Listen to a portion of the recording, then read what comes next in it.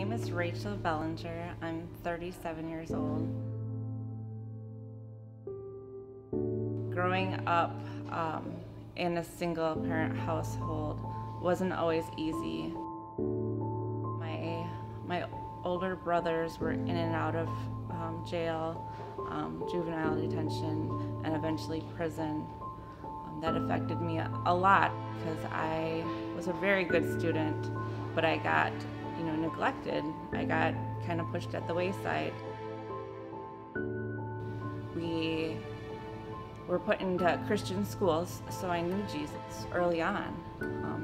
I had a relationship with Jesus, and I wanted to be baptized, but nobody was there to encourage that. Once I got out of high school, I was pregnant and had my first child. I was searching for that love that I had found originally with the Lord and that relationship. And then ultimately I searched for that identity in drugs and alcohol as well, when I couldn't find that in other things. And I had a lifelong addiction to opiates. And I went on to get married and have more children.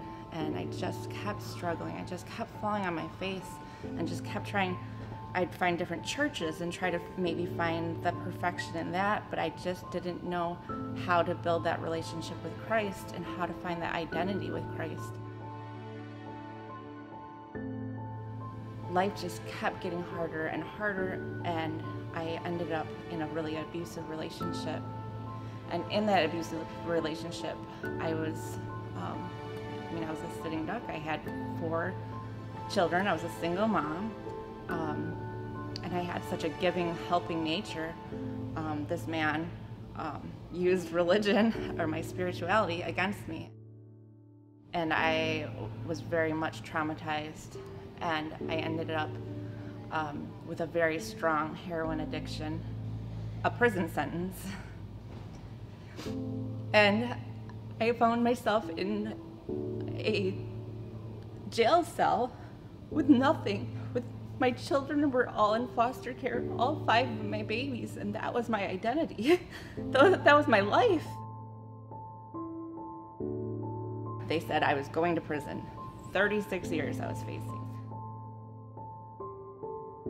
And I said, God, why am I still alive? Why would you want me, this awful person? I've done awful things. I thought I had to be perfect and then be worthy to be right with the Lord. And I just got down on my knees and I gave it all to Him. I'm done pretending. I can't do this anymore. I'm yours. I said, I do not want to leave this jail. I don't want to leave these walls. I don't want to be on this earth if I'm not living for you. And that was the first step of surrender.